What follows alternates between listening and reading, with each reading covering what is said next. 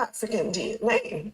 But we're Black Americans. We're a separate group from y'all. True. And then on top of that, I think with immigration and actually meeting so many Africans up close, we've come to realize y'all are way different from us. Mm-hmm. And I wouldn't have a problem with that, and I don't think anybody should have a problem with that. The only thing is that when you come here, y'all are quick to check Black on a box or African on a box or apply for an African American scholarship. I really just wish y'all would get it on your own. And then to come here and say, oh, we get jobs. We're not like those Black Americans. You all will compare yourself to the bottom 10% of Black Americans. It won't compare yourself to the top 10% or even middle-class Black Americans. It's not tit for tat. It feels like a punch down that you have to do to somehow feel good about yourself because you're not American. Yeah. Okay. God bless. You're not. Yeah, it's a different. I do understand. It's a different culture and two different groups of people. Although what is shared is more from the outside, genetics somehow, but it's different. It's a different culture. And let's give JT, if you wanna say something, JT. What is the? What's up? What's up with you? Super life, peace to the room. Good, man. See, one thing that I think you're gonna hear consistently in conversations with FBA people is a notion that when Africans come here, they have this disposition toward Black Americans that's disrespectful.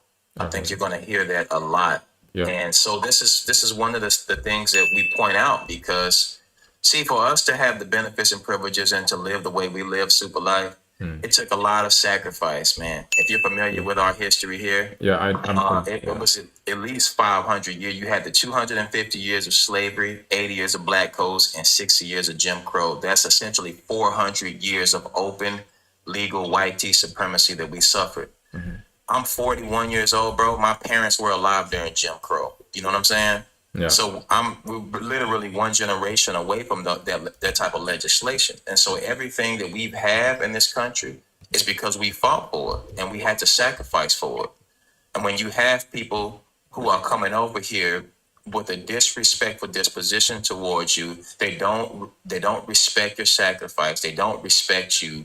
It seems like, not all, obviously, but it seems like they only want to benefit from your experience, but then like they move like all other immigrant groups do. Like if a Hispanic comes over here, they're gonna come into our communities, right? They're gonna have a tire shop.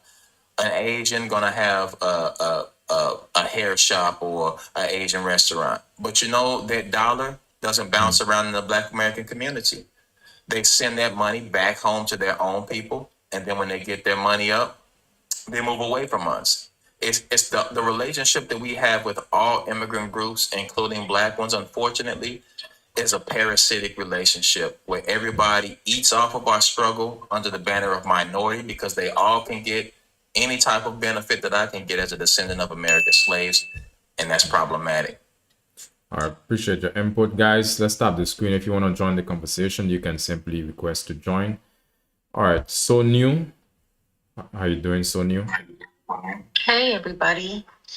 When I see these topics, I want to be clear because I'm first generation, I guess African American, and growing up here in America, I did notice like the division very early, like even as young as elementary, junior high school, you could see that a lot of the Black Americans would make fun of Africans. They would call them all sorts of names. And, there was always this kind of division, right? But as I got older and I started studying and understanding just kind of the history more, there is a distinct difference, and when FBA became a thing, I understood it because, a lot of the times we hear, okay, everyone came from Africa. Yes, when we look at anthropology, that is true. But since after Pangea, we forget people were walking simply from continent to continent. So there's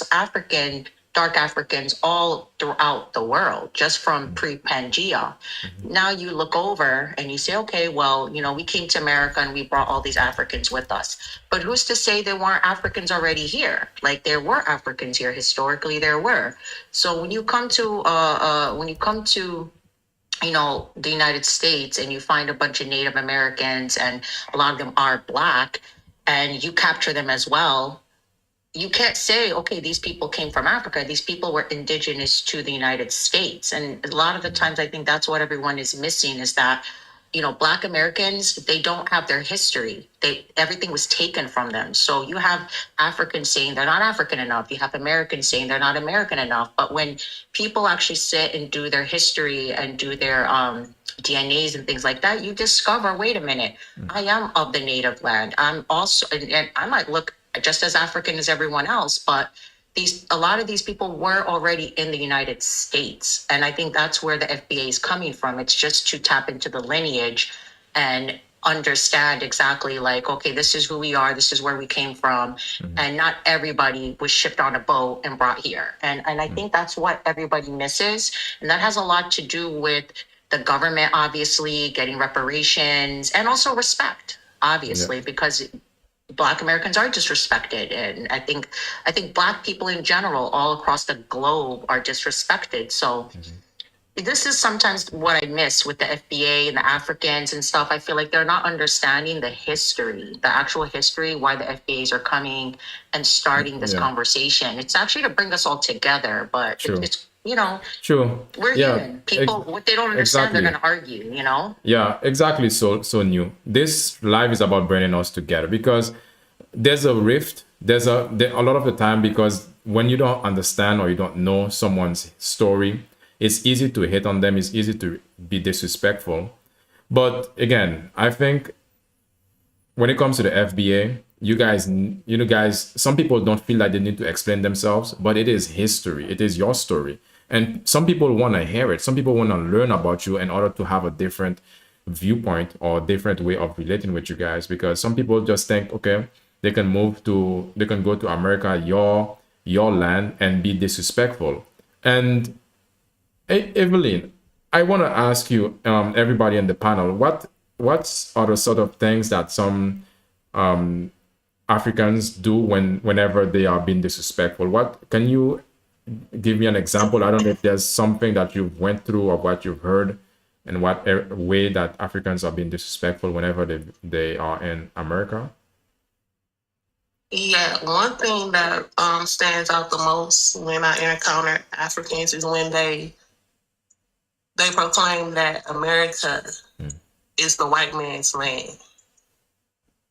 To me, that's them bowing down to the white man and honoring them, when they could so easily give us the honor and praise because it is our land, and the white man has just, as we all know, came over and set up camp on our land.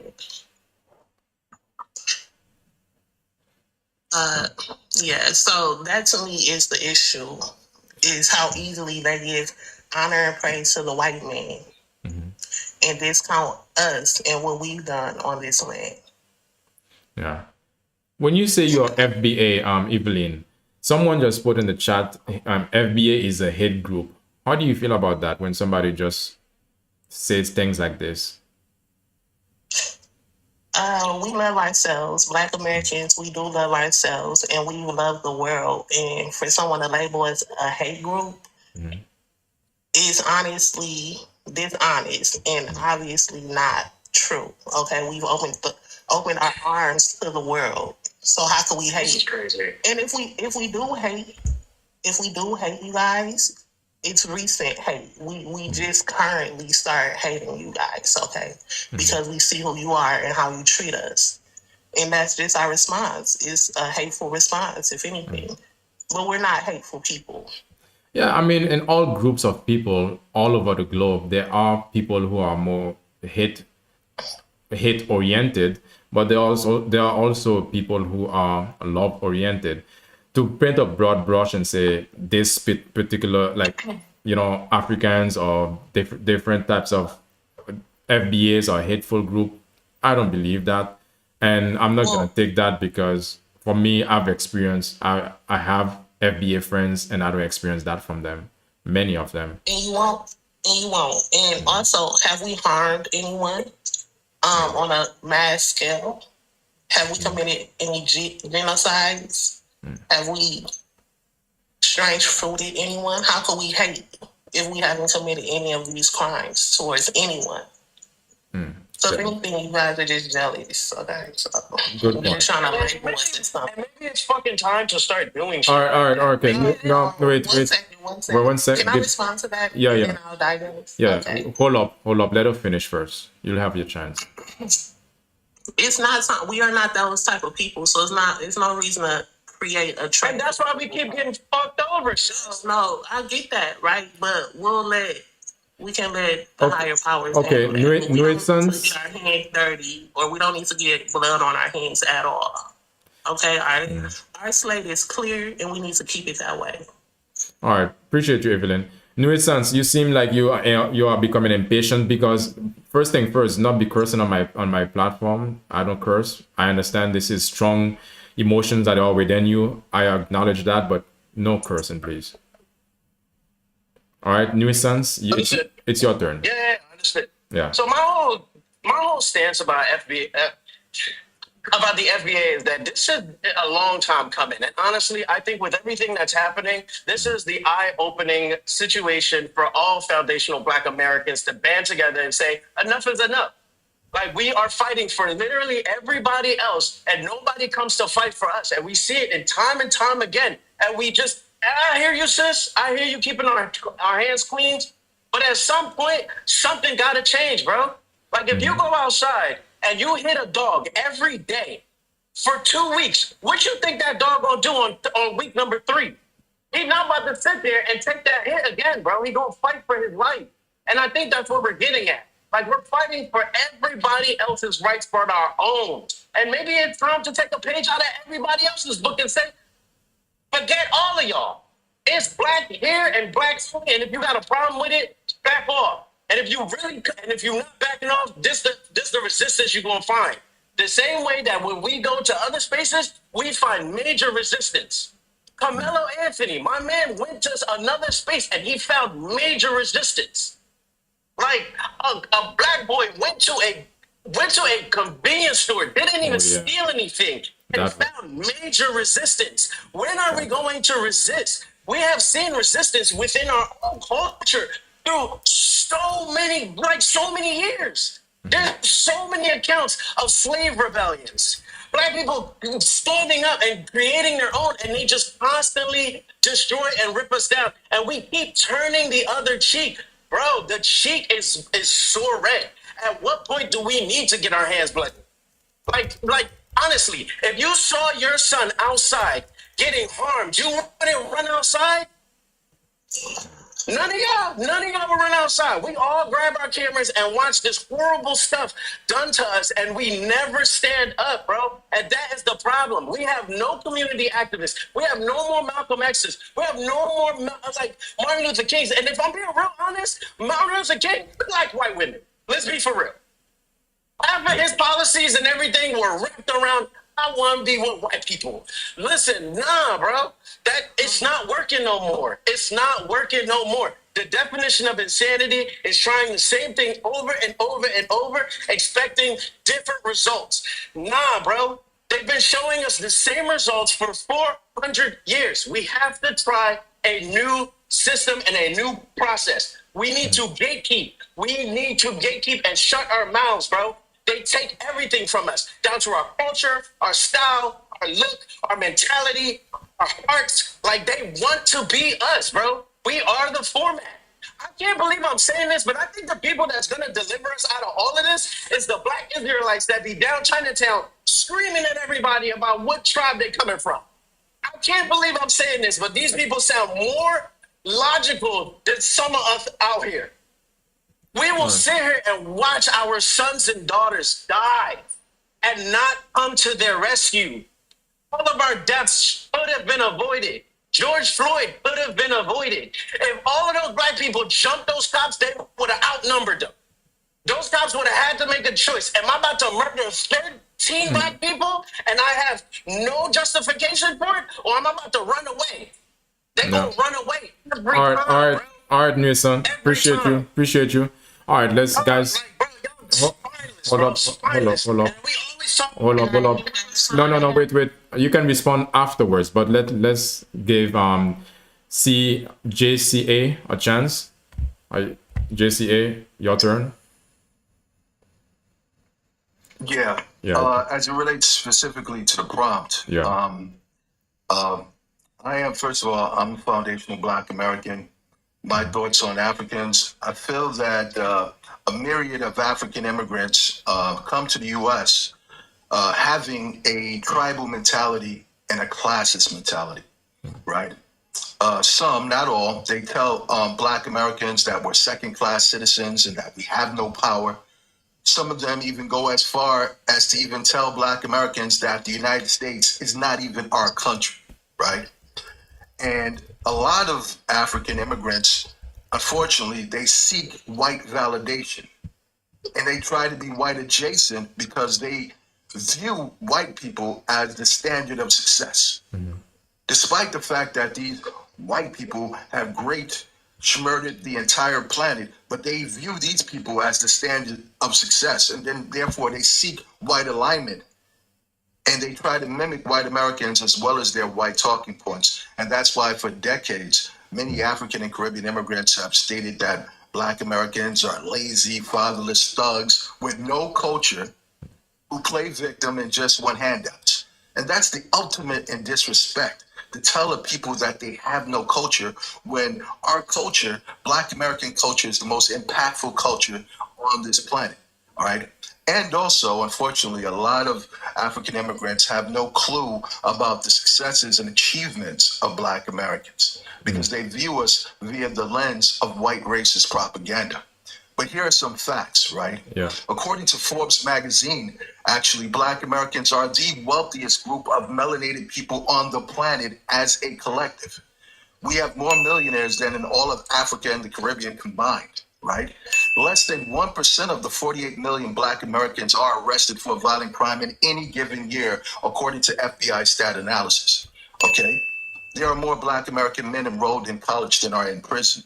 And according to Axios, Barron's Financial Magazine, right, McKinsey and Company, and the Federal Reserve, Black Americans, we actually make up the second largest group of homegrown millionaires in the United States. Homegrown. We own over 5 million acres of land, which is used for farming, business, and housing development. It's important for all Black people to understand this and know this, right? We hold $1.7 trillion in purchasing power, Black Americans do, yet we also have $6 trillion in total assets, according to the Federal Reserve.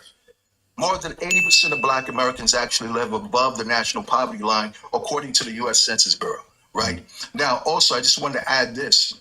Black-owned businesses in the United States as a collective, right? We have annual revenues of $205 billion and employ over 2 million people. But the top 100 Black-owned companies in the United States were founded by Black Americans and not melanated immigrants. We need to understand that. What are the top 5 Black-owned businesses in the United States? Most people have no clue, right? Especially most Black people. But we know about Tesla, Microsoft, and Amazon, all the white-owned ones. We need to know about the Black-owned ones. It's important that African immigrants understand this as well. The top Black-owned company in America is called Worldwide Technology. It was founded by Black American tech billionaire David L. Stewart. It has annual revenues of over $18 billion, has over 7,000 employees. Okay? We need to understand that. The 2 richest Black folks in the United States are not athletes or entertainers. They're tech billionaires. Yep. They're Black American. Black Americans, David L. Stewart and Robert F. Smith, they're worth $15 billion and $12 billion respectively. Okay, we need to understand this. And the very last thing I'm going to say before I land is this. We need to also highlight some of the successful communities, Black American communities, so that we all can understand what's going on. There are over 100 affluent and upper middle class, predominantly Black American communities with intact families, high marriage rates, low crime, and high property values. I live in one. There are communities like Ladera Heights, California.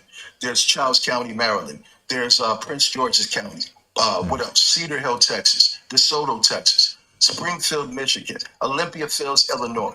Right? Cascade Heights, Georgia. Google Woodmore, Maryland. Woodmore, Maryland. There's a prosperous, predominantly Black American community with a median family income of close to $200,000 per year. So the bottom line is, all of us, we need to cease from viewing each other via the lens of white racist propaganda. And I'll land there. Appreciate you. That was a W. Appreciate you. All right, guys, let's stop the screen. If you want to join, send some gifts, guys. I'd appreciate it. Noah, let's get back to you, and then we're gonna bring some new people in. What do you want to add? You've heard JCA, and you've heard other people's comment. What do you want to add to this? To what you've heard? If I'm gonna keep it a buck, I think I really wish Trump wasn't such a liar. I'm not saying that I voted for him because I didn't, but I really, really wish he would have built that wall and deported millions of people. No shade, nothing like that, but to be honest with you, we need some type of moratorium to figure this out. Y'all so quick to call us divisive and all these kind of names. Africa has 54 countries. Each of those countries, the majority of you guys have hundreds of tribes. Y'all don't even fool with each other in your own countries, but want to come over here and say we're the divisive ones? No, we're not the divisive ones. If anything, you all are because of the way you move. You come here, want to check a box, say that you're African American, apply to go to Harvard, apply to go to other things that my ancestors fought for, that my ancestors died for, and then out the same voice want to start saying, "Oh, we all brothers." No, we not. I appreciate you. JT, what else do you want to say, JT? Yeah, no, I think, bro, you're getting. I appreciate, your ability to hear people, because unfortunately, a lot of times what happens on platforms where they call in FBA people is when FBA people actually start to expressing the issues and concerns that we have with people in the diaspora. The host usually tries to silence them. You know what I'm saying? Yeah. So I appreciate the fact that you're actually trying to hear, because this is how we move forward, right? Yeah. Understanding that, we all have a culture that needs to be respected. If I go to your homeland, wherever that might be, there's going to be an expectation for me to respect the people, respect the culture, respect the sacrifices that have been made to allow me to be able to come over and have a life in your country. And Black Americans, this is how our elders taught us, to be respectful to other people's cultures, right? They made it so that the only thing that you had to do was show up here as a melanated person, and they gave you access to all the benefits and privileges that I have as a descendant of American slaves. That's the epitome and the ideology of real, true Pan-Africanism. And unfortunately, what we've gotten in return for that was what everybody's been talking about: disrespect, dishonor, people saying, this isn't our country, despite the fact there was no America here till we came over and built it. Just a lot of disrespectful things. And the truth of the matter is, bro, is that none of these things came from Black Americans. There were terms like Akata before we even came in contact with the Africans, right? The only thing we've ever, as somebody else mentioned, we've never targeted any immigrants for any violence or anything like that. The only thing we've ever done was open up the door and give you access to all the things we had access to. Our fight, our struggle gave you access to it. No strings attached. And what we get in return, immigrants who come here, they tell us we don't have culture. They disrespect our history, disrespect our people. They don't appreciate anything. They tell us they don't owe us anything. They tell us we're lazy, we're criminals, all of these things. And obviously, it's not all Africans, right? Yeah. But the general consensus is that you have people who are coming here with xenophobic cultures that they came over from Africa with, and we see evidence of it even today in 2026. And if you go into one of these rooms with the South African, Nigerian situation, you're gonna hear real xenophobia and tribalism, Yeah. and it's sad to see. We don't do that. We're just trying to raise concerns about things that we're seeing from people who we once deemed as brothers and sisters. And because we're saying this, people are gonna say, well, they're a hate group and they're divisive, and not even hold themselves to that same standard on the continent. That is a fact. Because a lot of people didn't do their research. For me, I did my research on FBAs and also understand and know a lot of history when it comes to the Black Americans, what you guys been through. Some people would say, well, I'm just pandering. But if you knew what I knew, you would have a deeper level of understanding of the Black American culture or the FBA culture. And this is the reason why for me I decide to have these lives, because people can understand from you guys, because it's easy for people to just see the worst degenerated images or notion about the FBAs. Is easy, but there's a difference between what they see and just interacting with you guys, just having a conversation or just hearing you guys out to understand what is how you guys live for real. Let's give Rick gaming, you up there, you with the cat face. Can you? It's your turn. All right. Yeah. I just give my thoughts on Africans. Yeah, that part too, Myron. It's not about what you've been through, but what you've accomplished too. Just like JCA just said, I know what you guys have accomplished as well. Yes, that's the prompt. As you can you answer it? What are your thoughts on the prompt? I think Africans and African Americans are great people. However, it seems like each social group is so divided by artificial hatred that's been created to divide them and keep them from ever uniting. Because, I understand a lot of the takes that people are saying, how they were saying immigrants pander to white people. The takes that people are saying how, and that African Americans, like born in the U.S., need to kind of segregate themselves away from that and try to pursue to be better. However, I think from what I've observed, there's just way too much hatred between the two groups when both groups have their own flaws. I mean, part of the reasons why African Americans in the U.S. are so, I won't say behind, but they have so much discourse amongst themselves is because their own internal values. There's a lot of broken families. There's a lot of weird sexual perversions that are practiced amongst African Americans, and I feel like a lot of things that are preached about and focused on are not the things that need to be focused on. So I think if African Americans want to be better and fight back against this government that's oppressing them, they should start in their families. They should start at home. There's a lot of broken families, and honestly, nobody should be focusing about who's running the government when they can't even focus on how they're running their own family. Okay. All right. Appreciate your thought.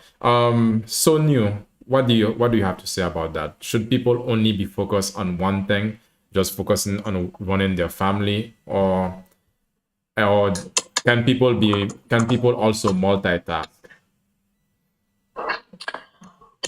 I think it's important to, of course, take care of your own matters, but I think we have to have like a holistic view. We have to see what's going on around us. And one of the things I feel like is happening is that FBA feels they haven't been sought after or understood. And this is something that I feel like, why can't FBA also speak up on their lineage and want to have the same amount of respect and understanding?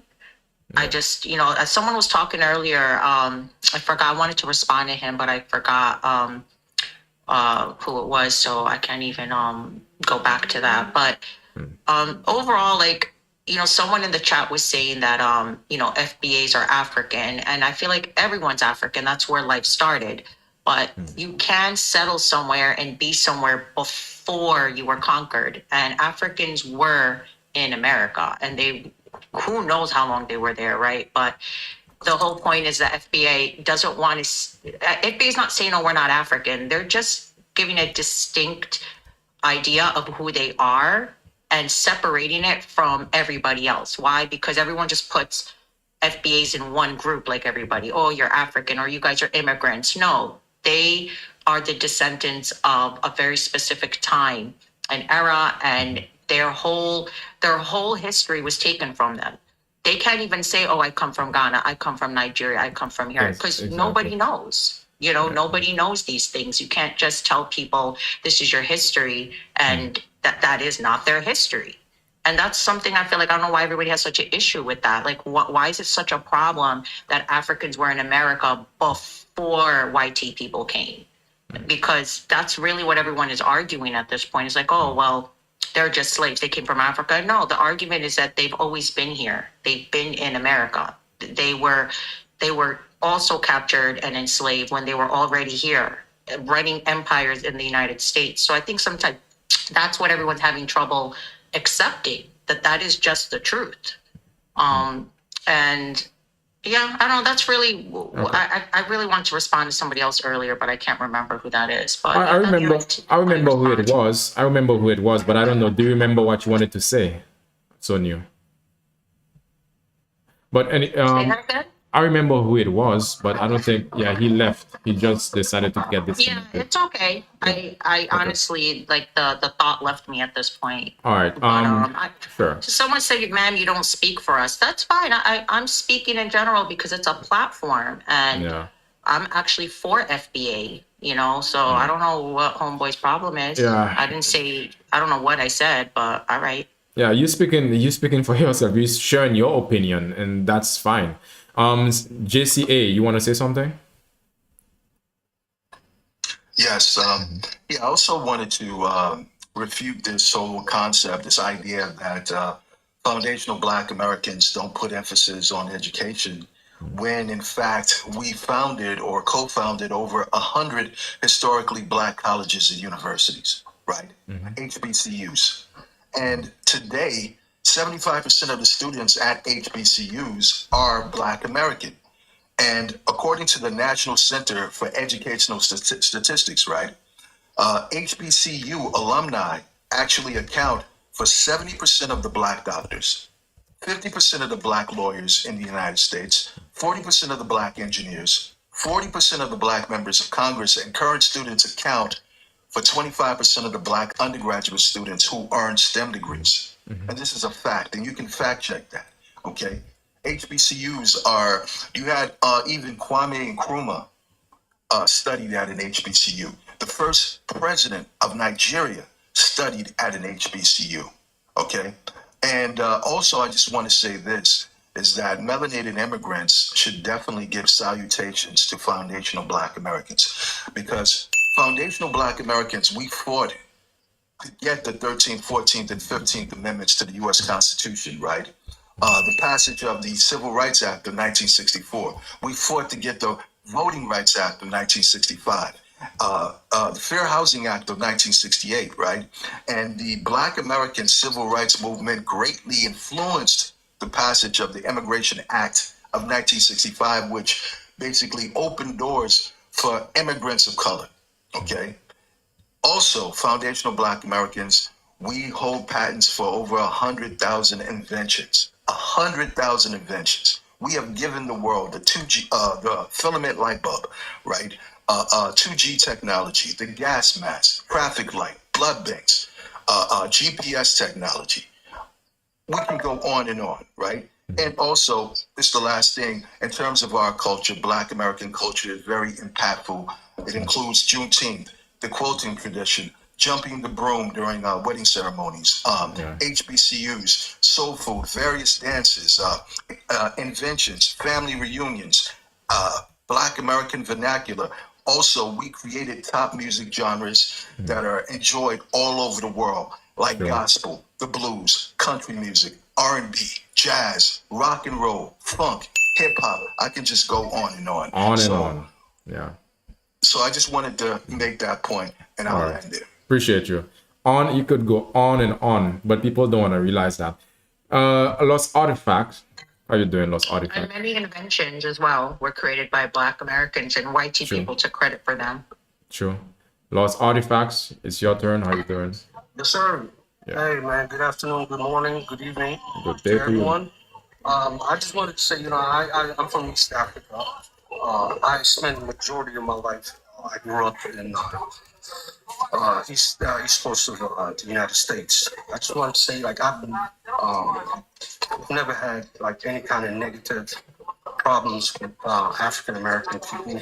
They, to me, were the most welcoming, most kindest people that I've ever met. That includes Caribbean people as well. So a lot of times, we continue to these negative stereotypes that we have from each other, whether we're Africans or African Americans, or I think we should stop continuing to talk, these negative stereotypes on each other. I have nothing but love and respect. I've gained tremendously from, the foundation that African Americans have built in America. I've benefited from that. I've been welcomed open arms. So shout out to all my brothers and sisters in the Americas and the Caribbeans as well. I wish you all peace, and I hope that we stop, these negative stereotypes. Yeah. Peace Sure. to everybody. Alright. Evelyn, you wanted to say something for a minute, guys. Let's tap the screen. Share some gifts as well. I'd appreciate it. You wanted to say something earlier. Yeah. I did. I think the guy dropped. I don't know his name, but the one who said, we should be outraged by Oh yeah. all of the harm that these people are inflicting onto us. I agree, we should be outraged, but we have to consider the fact that there's a cause to every effect, right? So anytime someone harms our people, or anytime one of us is harmed, 10 of the opposing group 10 people of the opposing group will be harmed. Okay, it's called the butterfly effect, right? If you unalive or harm a butterfly on one side of the world, it could cause a hurricane on the other side of the world, right? So we really don't need to do anything. We just need to acknowledge the fact that anytime that these people harm us, they are in fact harming themselves. For example, anytime I come across an African who uses the N-word, which I find to be disrespectful to my people, right? And I tell them you shouldn't use the N-word, and they continue to use it. I tell them every time you use the N-word after this point, one of your people in your homeland will continue to starve, right? So Yeah. we just need to know that they are harming themselves when they harm us at the end of the day. So we don't really need to lift a finger, because Karma is the real situation. Okay, see butterfly. Why don't you come up, see butterfly? You just speaking so loud in the chats, see butterfly. So Evelyn, karma is a real thing. People need to understand this. we don't need to do much, because you guys harm yourselves when you harm us. And you harm yourself in a very, very bad way, okay? Yeah. It leads to genocides, it leads to epidemics in your land, and famines. So I can sleep easy knowing that. All right. What does that even mean? I genuinely don't understand what point you're trying to make. It's not for you to know if you don't understand. But have you ever heard of cause and effect? Yeah, you just explained it. Okay, so you should know if you hurt someone, then that pain will come back to you 10 times. It's called karma.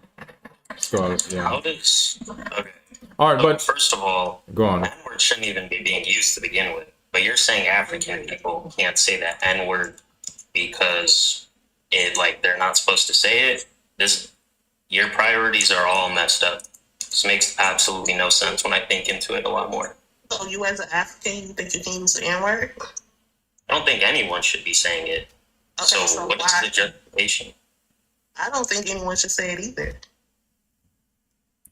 Why is it any one person's word, and why are you wishing harm upon that person for saying it just because they're African and not African American? She's not wishing harm. She's just saying that when you hurt somebody, Yeah. that there's karmic repercussions to that. So if you're hurting a group of people, if you're using a word that has, you know, a dark spell on it, if you're, you know, again, you're wishing bad for people and hurting them deliberately, that's going to come back to you and to your people. That's all she's saying. I mean, Yeah, that's there's nothing wrong all with she's that. saying. But on that note, though, Evelyn, because when you say karma, when we think about the worst, who should have the worst karma? Because when we think about, although we are different, but most of us have, if not almost all of us who are outside of the continent, have a similar history, somewhat of chattel slavery or somewhat connected to slavery. So would you say that karma is gonna go towards the person who actually created this environment, this condition? It will go towards your entire group of people, your entire country, not just you. Okay. All right, appreciate you. So if an African unalives a Black American, you think that you're just gonna walk away scot free and nothing's gonna happen on your end? Yeah. So what's gonna happen? What do you guys think is gonna happen? But because have you seen with the situation with the, I think it's the Chinese guy the shopkeeper who unalived the 14-year-old boy, I think 14 or 15-year-old, who he thought was taking or stealing water. What's gonna happen to him? Right. So he was found innocent. Yes, in I've seen it, the yeah. judicial system, right? Mm-hmm. But in the heavenly realm, which is the true judge, okay, Mm-hmm. he's not innocent, is he? He committed murder. Yeah. So he'll get his karma regardless, right? So Anybody else want to speak on that? Anybody else want to speak on it? Or should we move forward with Tyreek? well, I just want to ask Ray, why does he think that Oh yeah. the N word should?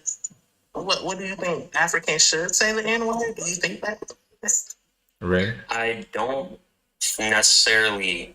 Here's my thing. So I don't think anybody should be saying the N-word, but I find it ironic how you're saying every time an African person says the N-word, their people starve, their people have famines, which I kind of find to be stereotypical and pretty evident of this artificial hatred that I touched on earlier. Because for African Americans,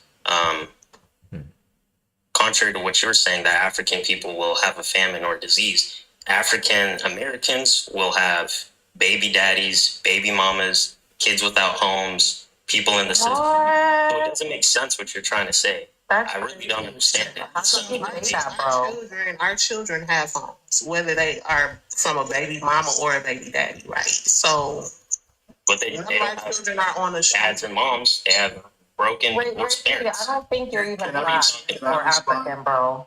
Can I respond? Can I also respond to him as well? Okay, let's leave. Like you're just spitting Wait, hold up. stereotypes that has hurt Black Americans. Like, how could you even say that? Stereotypes. They're Those are loose. stereotypes because you're No, saying that. they are stereotypes, and Yeah. I broke. Apparently, you didn't hear the stats. Some people are not stereotypes. All right, can 'Cause I you? hear you cherry picking. All right, okay, all right. Hold up. Hold up, Nobody's everyone. cherry picking. You're just trying to sell Let's something give- that okay, has one person. literally, like it's gone. Nobody's believing these lies anymore, bro. Yeah. So okay, JCA, you can go on. You have a minute. Yeah, And yeah. then, Like I stated, man. You know, I brought out the stats to refute those stereotypes. You understand? Yeah. And as I've stated before, yeah. In terms of our communities, we have numerous thriving communities with intact families, high marriage rates, low crime. Okay. I brought out the fact that Black Americans, according to the Federal Reserve, Axios, Barron's Financial Magazine, we make up the second largest group of homegrown millionaires in the United States. More than 80% of Black Americans actually live above the national poverty line. Most of us are deemed as being either working class or middle class. Less than 1% of the 48 million Black Americans are arrested for a violent crime in any given year. The vast majority of Black Americans are decent, law-abiding, hard-working individuals. That is a fact. There are more Black American men enrolled in college than in prison. What you're doing is just spewing a lot of racist propaganda. Okay. Also, said there are anyone was in prison. 2.5 million. There are 2.5 million Black men in America who are in the upper class, according to the U.S. Census data. And a lot of folks say Black Americans don't have passports, we don't travel. According to travel metrics, Black Americans, we spend upwards of $145 billion per year on global travel. Okay. If we have these stats, these positive stats, how is it that all of our homes are broken? How can we all have broken homes and then have all these positive stats? If we really believe that most of our homes are broken, how is it that we are the wealthiest group of melanated people on the planet as a collective, according to Forbes magazine? We have more millionaires than in all of Africa and the Caribbean combined. When you take a look even at the billionaires list, we have more billionaires per capita than any melanated people on this planet. Okay, so what are you talking about? Ray, As I all right. mentioned before, we put heavy emphasis on education as well. Okay, you again are being fed a lot of negative stereotypes. Here's some things I want to say real quickly. All Black people, we should know. A lot of people don't even know, because I mentor kids, and the other day I was talking to this teen, and he was like, well, Black people really don't develop, we don't build anything. I said, oh yeah? He said, we don't even have cars and things like that. So I schooled him on the fact that there's a Black American owned electric car company called Derrick Automotive, based in Atlanta, that is thriving, is doing well, and you're going to be hearing a lot from them very soon. The founder, Derek Bailey, he basically is changing the retail market because he has a patent that allows for trucks and bikes to be self-charging. Okay, you can go to DerrickAutomotive.com, a Black American-owned electric car company, a car manufacturer. There's also another one called Mims Motors Corporation that's based in Detroit. These are things that a lot of people are not even aware of, because there's a lot of miseducation. Because the thing is that we as Black people globally, we do not control our narrative. Okay, we have to start doing that. The media creates the narrative creates the perception, and the perception creates the reality.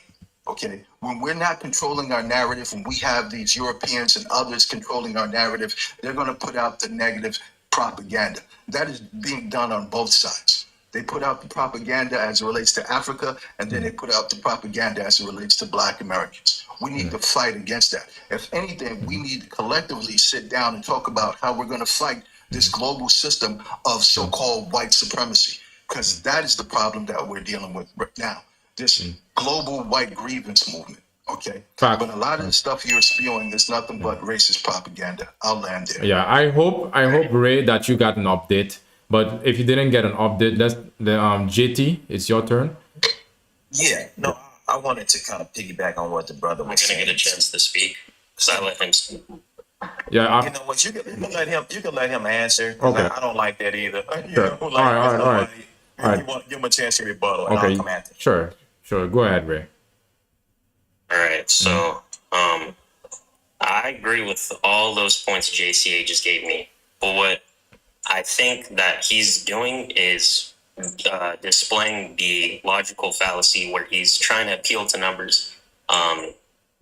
Black people are one of the largest racial groups on this planet, so obviously there's going to be a lot of numbers behind this racial group.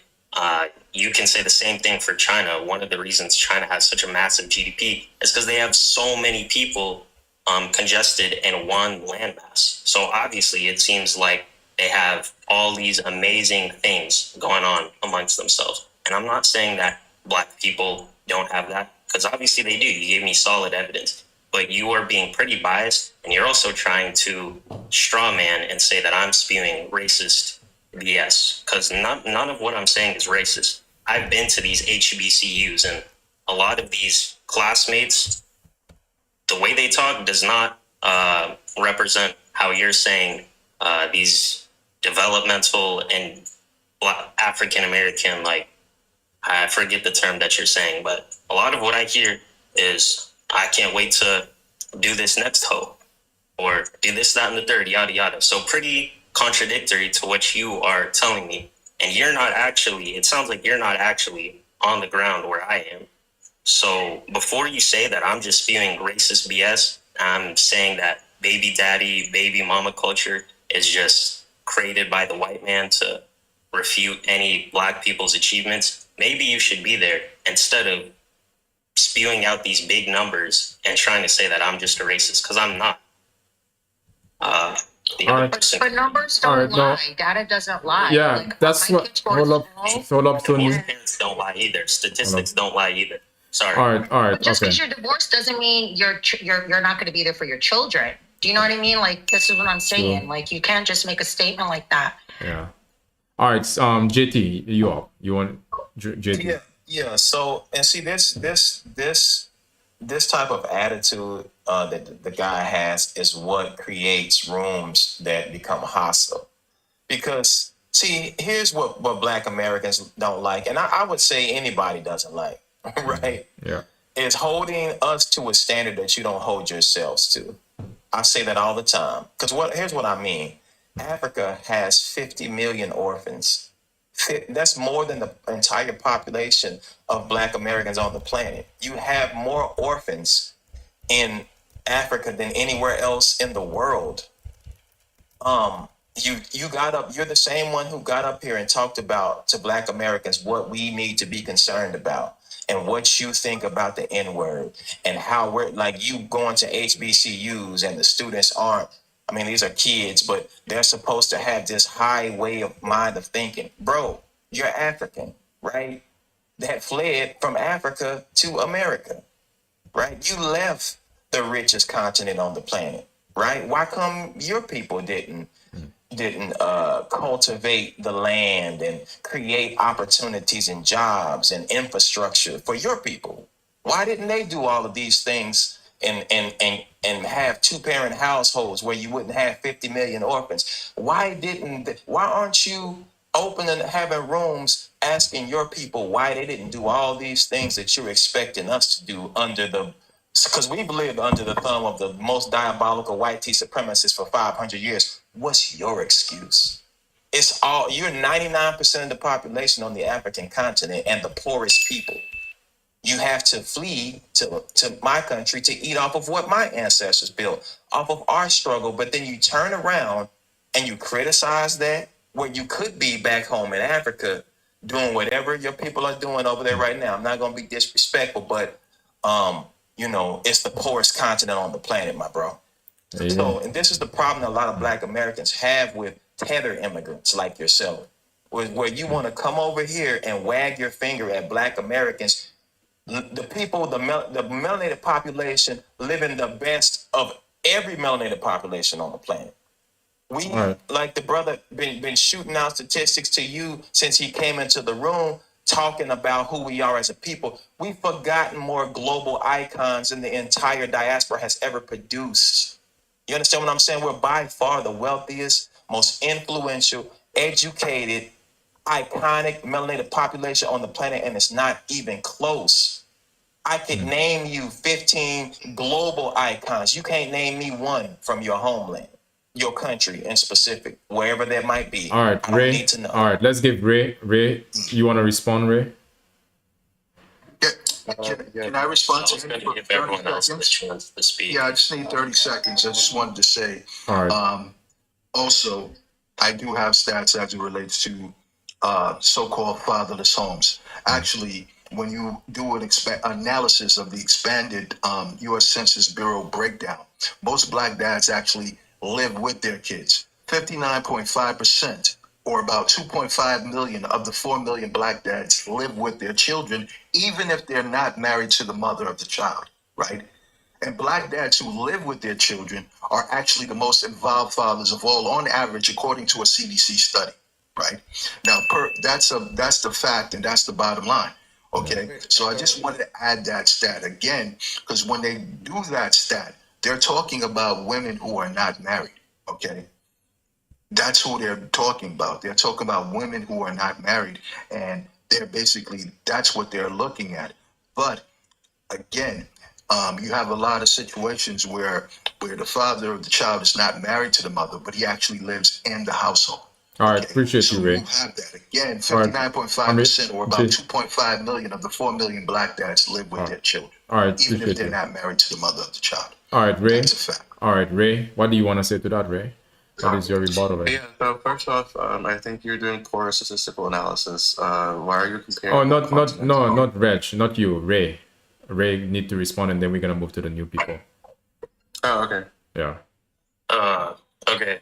JCA and JT, you guys gave very great points and very good analysis. I'm not someone who's going to come up here and just argue and refute evidence just to try and be right. I understand exactly what you're trying to say, and honestly, you are changing my mind as I'm in here. I just want to ask you, if all this is going on amongst the African American community, then why is there so much discourse between Black people from Africa and Black people who were born in America when both have, their own issues? I still haven't really gotten a solid answer. I can answer that real brief, Yeah. real quick. All right. Make it quick. Because look at the evidence, bro. Your people were able to come here because our elders made it possible. All you had to do was show up melanated. You have all the access to all the benefits, privileges that I have as a descendant of American slaves. That's any type of minority, housing, grants, scholarships, whatever that I have access to as a Black American. My ancestors made it so that you can have access to those things as well. We've never targeted you, any African person, for any type of violence. On the flip side of that, look at the continent of Africa. Africa has been divided with xenophobia and tribalism for at least 300 years or more. Right now in 2026, what do you see? South Africans that's about to, unfortunately, I hate to say, but they're about to start doing something to foreigners. We've seen the same thing in Ghana a few months ago. You had a G-side in the 90s with the Hutus and the Tutsis. There's a problem on the continent that not enough Africans are addressing, and that is with tribalism and xenophobia that allowed the white supremacists to come in and carve up Africa, and continues to be a problem today. Has nothing to do with FBA people. All we've done was welcome you in with open arms. Have there been some things that we've, some issues that we've had across the board, of course, but we've never, ever, ever treated the continent of Africa or anybody else in the diaspora the way Africans treat each other, or the way Africans treat us. Wherever Africans are going, what you're seeing right now in 2026 is countries are booting them out. Has nothing to do with FBA, and a problem. It's more of an issue with African cultures. I'll land with that. I appreciate you guys. Let's stop the screen, share some gifts, guys. Tyreek, I think Tyreek is not ready, but we're gonna give the new people a chance. Regalea, how you doing? Just brag for sure. Yeah. So you brought up orphans. No, wait, hold on. I think Tyreek is ready. Tyreek, you ready? Yeah. Oh, he came first. Okay, go on, Tyreek. Hold on. I mean, I think actually, the guy before me, he pretty much spelled out everything I could possibly say. Besides, I just don't understand what's going on to the point where people could come here and and have such a problem with the people that's been here for hundreds of years, and there's so much going on in Africa. It's so much going on there that, why are we even being brought up? Why are we being spoken of? The tribalism, like he just said, in Africa is insane. You got East Africans against West Africans, against North Africans, against South Africans. It's literally broken all up. It's so much going on there. Why are we being targeted? I have no idea. That's all I wanted to say. But yeah, my thoughts on Africans is I used to love Africans. I love African women. I dated a whole bunch of them. And then I got older and I started realizing people are using my culture in order to advance themselves in this country and speak for us in ways that we wouldn't do. white Africans are being used, and it's like, you know, it's nothing we can do. Like, even Black Americans get used in the same way. But like, when it's people who are not, like, you know, born to this country, then it's kind of like, you know, I don't understand what, like you creating a situation where Black Americans basically have to be against immigration at this point. Yeah. Like, you have to. Yeah. It's like a situation where they force your hands because of the way that the disrespect, the way that they are treating you guys. Exactly. And that's pretty much all I had to say. Like, I don't really have a real issue with African people, but I got an issue with, you know, y'all very tribal people. You know, Black Americans is like really, really accepting. So, like, y'all coming over here with your tribalism, and we just like, we was laughing at your cultures and stuff like that, but y'all really are engaging, like, you know, a type of warfare against us. Yeah. So it's like, you know, we don't have a choice but to respond. Yeah. I appreciate you, Tariq. And okay, Ragalaya, it's your turn now, officially. Can we skip me because there's like a bunch of noise in the background? All right. Guys, stop the screen. Let's follow my account if you haven't done that already. Origin, how you doing, Origin? Yeah, pretty well. Beautiful discussion, but you know, sometimes you just have to listen. You know, just listen to what people are saying. But there's so much distortion of information, misinformation, and all that. I don't. First of all, for us even making this comparison, Africans, Black Americans, appreciate you, Matu. FBAs, Thank you, Matu. It's the non-starter. Let's understand this. Yeah. The wealth gap alone between Africa and, you know, FBAs or Black Americans. You don't even want to go there. People just ignorantly want to project positive, you know, image about themselves, forgetting that. Let's start with the land. How much land size do Black Americans have in America? How much land does Africans have? Let's even start with that wealth of land possession. So, look, when it comes to the wealth of Africans, what they are achieving, for the fact that even Africa is a continent.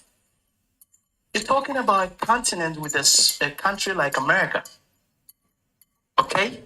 Africa is a continent, and Africa has more land. Africans have more land. If we want to even equate that into monetary form, Africans have more land than even Black Americans. That's a non-starter. Secondly, let's talk about when you go to the economic, I just pulled up Black American, the growth of Black wealth and income in the United States. And it states that since 1967 till today, only 200,000 Black Americans, which is 5% of the population, you know, have income, which is above 100,000. 5%. So let's stop this ignorance. Do you know how much GDP is produced by? I'm talking about local Africans, those who are producing the cocoa, the coffee, the cotton.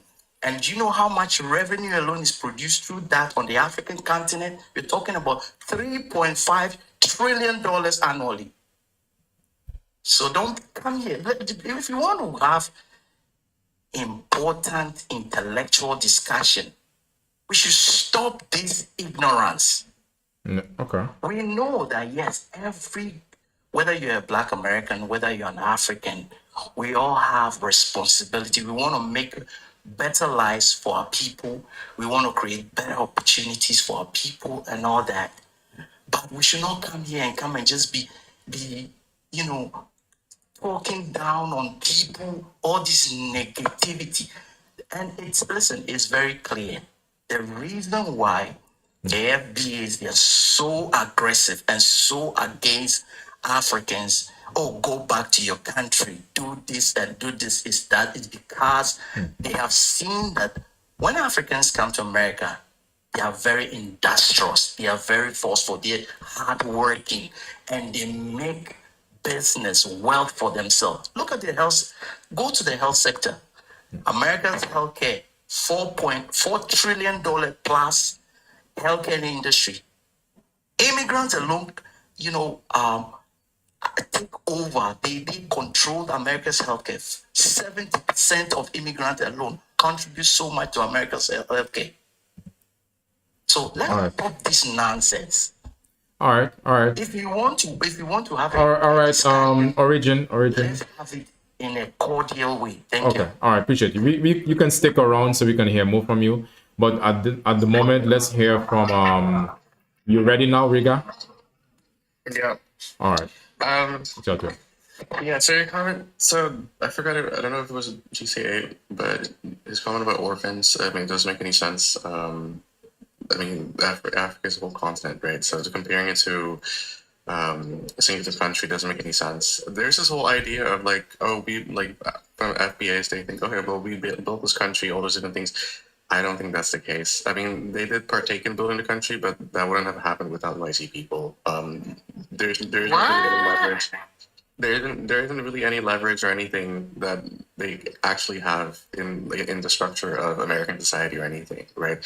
When Africans go there, like a lot of the stats that we see as well, like that the guy brought up as well with the educational opportunities, like in terms of like getting diplomas and stuff like that, a lot of that is with African included in the statistics, so that doesn't even make any sense. And then yeah, so I mean, yeah, the whole entire thing is just like just reading statistic falsely. All right, okay. Evelyn, wait, hold up. Yeah, last input, and then we're gonna rotate, get some new people in. We're gonna start with Evelyn, and we're gonna go up. Yeah. Okay, so this is my last input. I just want to say, host, I appreciate how you're handling your panel and allowing the FBA to speak our thoughts. I appreciate that. And for the guy who just spoke, everything you said really didn't make sense. And I think you're confused. And that's why what JCA or JT said doesn't really resonate with you, because you're ignorant and you don't know what you're talking about. And when they say you do have orphans running around your continent, they're not lying. There are millions of orphans running around with no parents, without baby mamas or without baby fathers, and just simply waiting on a bag of rice to hit the ground so they can eat. So I digress there, and I'll drop. Thank you, host. All right, appreciate you. Yeah, well, can I respond to that? Sure. Yeah, I'll stay for the response. All right, cool. Go ahead. Yeah. Well, majority of the people that get TRAF, like ICT, that are BLK, like FBA, women and girls. And then also, I mean, there's a huge rate of like, there's stats that say that like over 60% of FBA women have reported that they have been touched by the age of 18 already, right? So I mean, pointing fingers and saying that, oh, well, this community of people, mind you, it's a whole continent, has more orphans than our entire population. Yeah, well, the whole continent is 1 billion, like Africans, in comparison to 4. So then that's when we look at ratios and proportions. 50 million orphans. Oh, okay, and you want to mention SA in our community, right? SA is considered a crime in our community or in our society. SA in your society is the norm and really praised. And older men marry children in your society. What was the point of mentioning that? Yeah, but that's because you clearly see a difference there, right? But the laws that are preventing that stuff, obviously that's wrong. The law that is preventing that stuff from happening in the U.S. was implemented through what by Anglo-Saxon, foundational whitey Americans, right? Not by the okay, like they weren't the ones who pushed those moral rules. A lot of Africans, they do have. White tea people did not push those moral. You act as if they're the moral compass. They're not the moral compass of anything. Wait, what was that? You act as if the white tea people are the moral compass, and they enforce these rules and regulations to prevent us from essaying each other. That's simply not true. They're the worst essay offenders on the planet. And that's why these rules were put in place. It's to protect people from the white tea aggressors. But host, this is a great example of what I said earlier. Africans submit and bow down to white tea people and uplift them, despite all of their degenerate behavior. Yeah, white people definitely have done some BS, but the thing is that like you can't. I mean, America is the way it is because of white tea. You know what I mean? How so? What? And so is Africa. Thank you.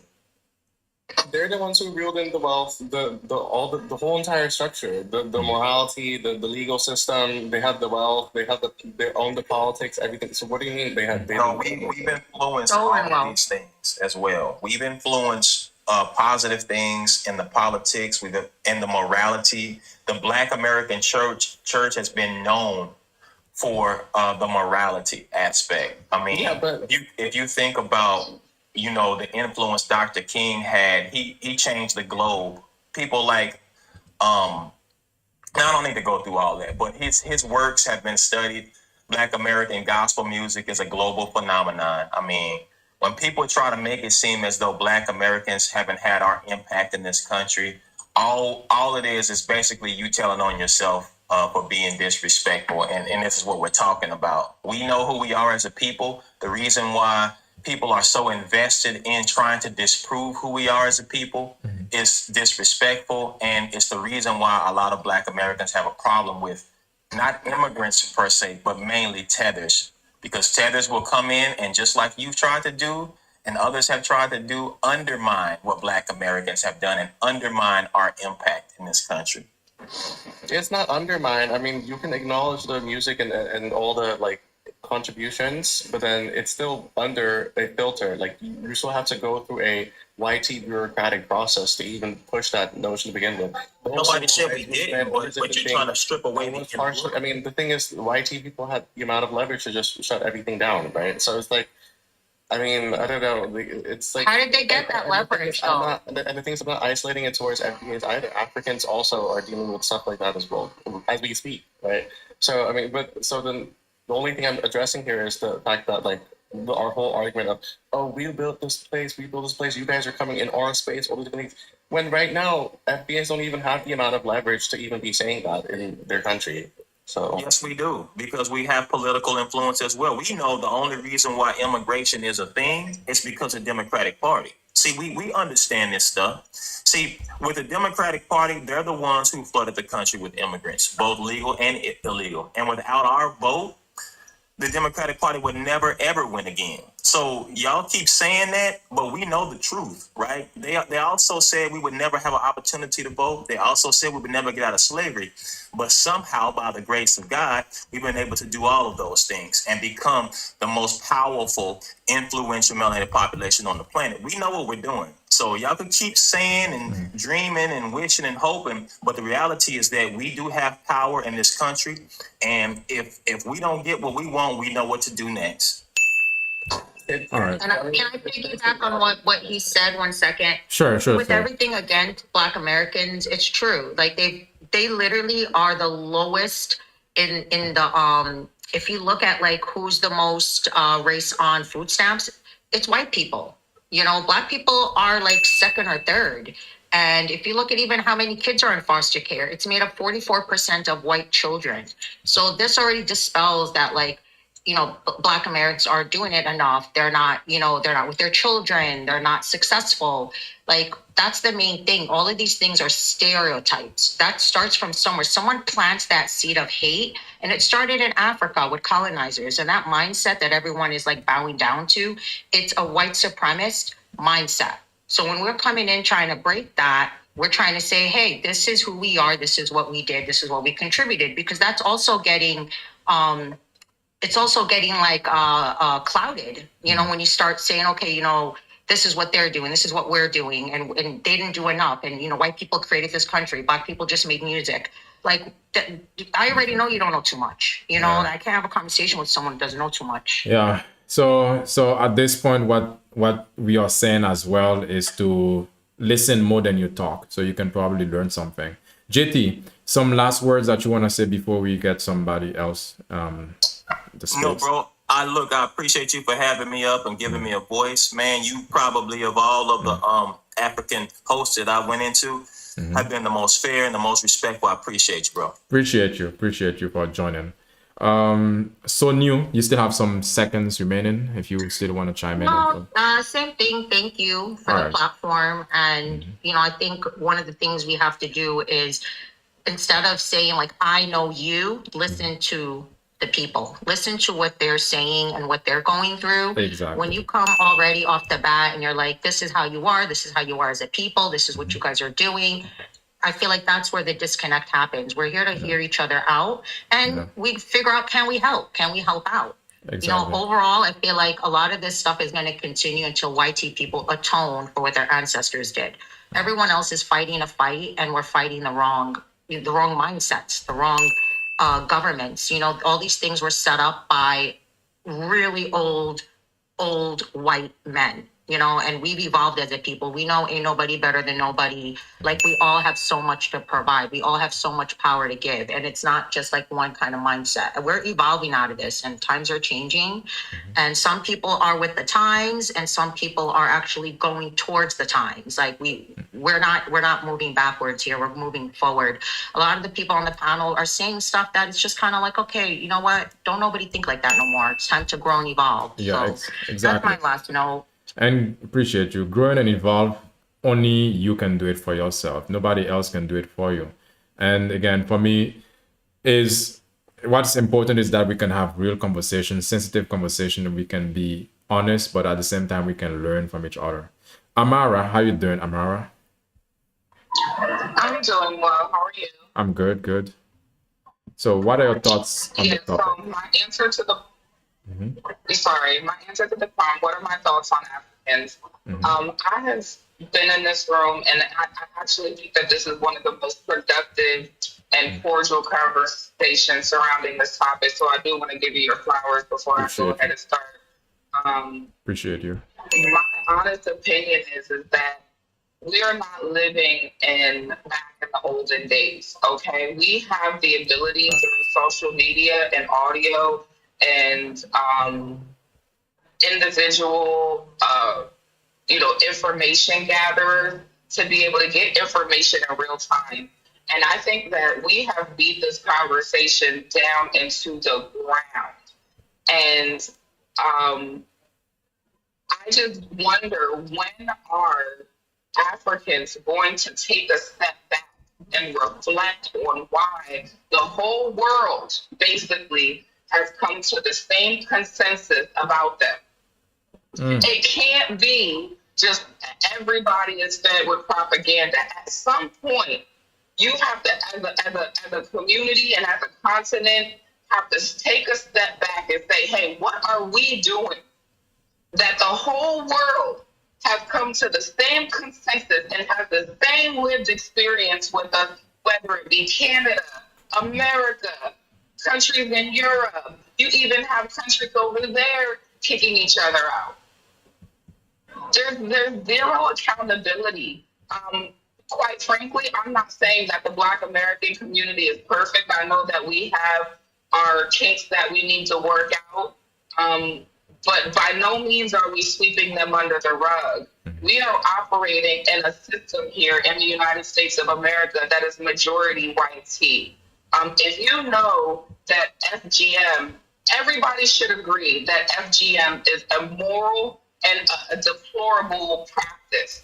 There should be nobody up here saying that there is Lake Volta in Ghana where people still to this day are bragging about buying a small child into forced labor for the equivalency of $50 US. You know, just like the sister that was up here speaking, at some point, y'all have to say, look, some of our practices are very, very, very outdated, and they're not conducive to the forward progression of us as an ethnic group, as a community, and as a continent. And then you guys are going and leaving your country and going into first world country that are not in alignment with what you guys going on, and you're bringing your third world behaviors there, and everyone is just, you're rubbing everybody the wrong way. Yeah. Appreciate you, Amara. Appreciate your input. Homie, what wait, let's give JCA a last thoughts before we get somebody else. Yeah. Yes. Yeah, first of all, I want to give kudos and salutations to the host, Super Life. This is one of the best live platforms on TikTok, hands down, right? But I just want to say this. It's imperative, though, that foundational Black Americans, that we continue to speak positively about our ethnic group. You understand?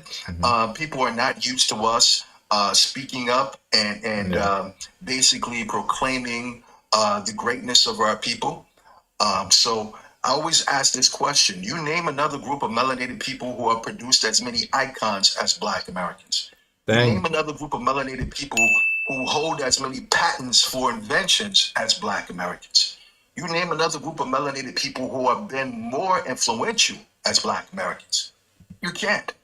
And unfortunately, some, not all, African immigrants, they attribute the excellence of Black Americans to us being in close proximity to white folks. And that's very problematic, okay? And it is imperative that, that these same African immigrants who do leave the continent, that you do invest back into the continent, or that you return back to build it up. You understand? When you take a look at the fact that today, Africa is the current epicenter of modern day slavery, with over 80 million African slaves in places like Mauritania, Mali, Niger, Chad, Congo, the Sudan. You have modern forms of human trafficking and child soldiering in places like Angola, Togo, Benin, Nigeria. That's problematic. According to UNICEF, there are approximately 100 million child brides on the continent, with some of these brides being as young as 11 years old. All right, those are issues for you guys to deal with. Also, there's a situation on the continent, especially in West Africa, where you have approximately 62% of the people, or that region representing 62% of the global skin bleaching market. On a continent of melanated people, why are the people bleaching their skin? That is something that needs to be studied, okay? Because we do know that it's all due to colonialism, of people having colonized minds, okay? Just like there are some people here in the United States, Black Americans, who also have that mindset. But that is problematic. We need to examine that, okay? And the last thing, when I say we, I mean, I'm talking about people, melanated people as a whole should look at that. And the last thing I want to say, instead of pointing fingers at foundational Black Americans, what Africans on the continent, African immigrants, you got to look at the fact of who has carved up your continent and what's going on over there. The Arabs, the Arabs, the Europeans, now the Asians, the Chinese, they're over there carving up your continent. You should be pointing fingers at them. Okay. Last thing I want to say, according to Necrometrics, over the last 70 years, unfortunately, Africans have unalived millions of their own people via various civil war conflicts, such as the Somali Civil War. There was the Rwandan genocide, the Lord's Resistance Army insurgents, the Nigerian Civil War, the Eritrean Ethiopian War, the Central African Republic War, what else? The Libyan Civil War, Congo War, Northern Mali conflict, South Sudan border conflict, the Darfur conflict, Western Sahara conflict. You guys need to focus on those situations and deal with that instead of pointing fingers at foundational Black Americans, calling us a hate group when we have our issues to deal with here. I'll land there. Appreciate you. All right, that was a W. All right, so Origin, I know you wanna. Let's go next. Homie, yeah, let's leave Homie go first. Yeah. So talking about I am. so No, okay, Homie. just say something. Homie, hold up. I think Origin, Homie, hold up. Origin is African. I think he wants to rebuttal or respond to what, or maybe it's, Okay. you want to respond? You know, Africans definitely welcome constructive criticism that would lead to reforms on the continent, you know, for a much more better standard of living. And so I am loving this. If FBAs think that the best thing they can do is to be critiquing Africa and, you know, saying all the negatives about the continent, that's good for us because that's already half of the job done. You know, definitely you're going to put the people in authority, you know, on the radar for them to do the right thing. But let's also not forget that whatever you know, log or speck you're trying to take out from the eyes of the African, you have to look inwardly into your log that is also on, you know, bedeviling your society in your own eyes. Now let's look at some statistics. 2023, 2024, total gun violence in the Black communities alone, 44,000 homicides, suicides, and how do you call it? Some from guns, suicides, pew homicides, law enforcement death, accidental death, daily. Come on, we're talking about 44,000. Okay, so if you want to be talking about Africans, then you should be prepared to take the backlash and take out all the rubbish that's happening in your communities. Okay, at least if you travel around, go to all the slum areas in Philly, in the landlord, you know, the waterlogged areas in how do you call it, Jersey, you know, because I live in New York, okay, and I know all this and I see all this all the time. Look at all the people in the subways, the homelessness alone. Most Africans have the, you know, extended family homes that you don't find people homeless on the streets. Have you ever traveled to an African country before? So if you want to continue talking about the negatives of Africa, we welcome it. It's beautiful. You just be doing the work for us. All right?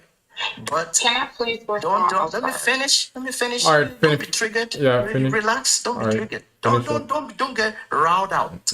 Okay? Just relax. Okay? And learn and you know, most of your hospitals are right here in America. Most of them. Go and see the number of Nigerians, number of Ghanaians, number of Indians, number of, you know, Chinese, number of immigrants that run these hospitals. You can continue to make all this noise, but the reality is that Africans sent $500 billion to Africa to build back their country, to all the gap, economic gap that has been created through slavery and colonialism yearly. So you can be there and be making noise. You can say Africans are lazy, they are not doing this, they are not doing that, they are not doing that. Come on, let's stop this ignorance. All right, Origin. Amara. Can I please respond? Yeah, and then wait, hold up, pull up. Homie, You want to respond, homie? I think homie can respond. He's been here. Yeah, so Sure. I'm Go. African, so I'll Oh. just present some few facts. Okay, you're So, African. Mr. JCA was talking about the conflicts that we're having in Africa, and yes, we've been having conflicts, right? Mm. But if we go simply to the war between the Crips and the Bloods beginning in 1972, 15,000 lives of Black American people have been lost. And what are they fighting for? Colors. Just colors. I'm blue, I'm red, right? That's that. No point of fighting, but don't wear my color. This is my blog, right? And then he was talking about sexual assault in Africa, right? I don't know if he knows, but 1 in 4 Black American females are sexually assaulted. And this is statistics. You can look this up before the age of 18, right? So I think there's a lot of misdirected anger towards the wrong people, right? Some of these FBAs side with Trump, and you're like, how are you siding with this person? This is a person who took office, and as of now, 500,000 Black American women lost their jobs. And this is a person you're siding with, because I saw some of them on the panels being like, hey, you're doing a good job with this, you're doing a good job. But you're siding with a person who's made 500,000 people in your community to lose jobs, right? So they keep saying, hey, we fought for this, we prepared this. They forget the role that Africans play in movements like the Civil Rights Movement. I'll give an example of Kwame Nkrumah, right? Black Americans did not have a voice at some point. Kwame Nkrumah went to the UN and voiced out the concerns about Black America. He talked about Black Americans because they couldn't talk there. But he took his time, and I can read the speech, but I don't have time for that. But he literally advocated for these people, right? So you're misdirecting. I have to interject. I haven't got to speak yet. Amhara, Hold up. you're an Amhara name. All right. Okay. Hold up. Okay. I understand everybody gonna respond, so we're gonna have to make it prompt so everybody can have a moment to pitch in. So let's start. I'm going to drop. I'll just respond real quick because, All right. First of all, Kwame Nkrumah attended the FBA, founded FBA HBCU. All right, he attended a historically Black college and the university first and foremost to learn about Black nationalism. First and foremost, number one. Number two, the vast majority of Black doctors in the United States are Black Americans. Okay, in fact, HBCUs turn out the vast majority of Black doctors in the United States, and anybody can look that up, okay? Also, once again, Black Americans, we are the wealthiest group of Black people on the planet as a collective. That is a fact. It cannot be disputed, okay? Even though you guys want to try to dispute it, okay? And also, let's go back now. We want to talk about Africa, okay? You guys like to talk about so-called baby mama culture and everything. Nigeria right now is currently ranking #1 in the world for paternity fraud. Paternity fraud. And paternity fraud is also big in Ghana and other parts of Africa, okay? The continent as a whole, you guys have tribal wars, clan wars, ethnic cleansing, Al-Shabaab, Boko Haram, ritual unalivings, open defecation. Wars you're having, brain. Open defecation, you understand? Child brides, female genital mutilation, kidnapping. Yeah. Gang wars. All right. All right. Okay. Homie. Guys. Why are you interrupting me? Calm down. Yeah. So you have all of these things. When you take a look at the stats in the United States, the murder rate is down to record lows, the lowest they've been in 50 years. So what are you talking about? They are at record lows. There's like unheard of in terms of the Bloods and Crips, definitely in California. They had only like about a couple hundred murders in California. So you guys are, again, coming with bogus stats because you guys are always spewing the white racist propaganda. But when it's thrown back at you, you don't like it. Also, I want you to Google the fake college degree industry in Africa. It's actually $1 billion industry.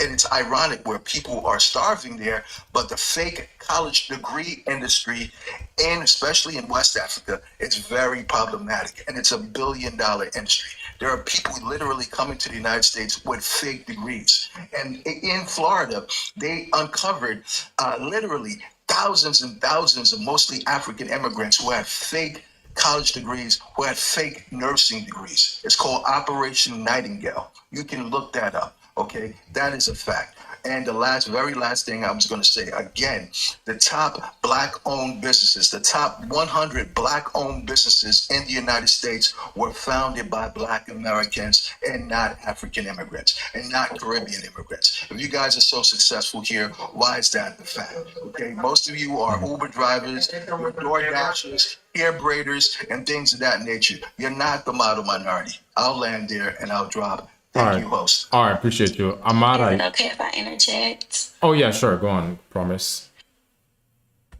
All right.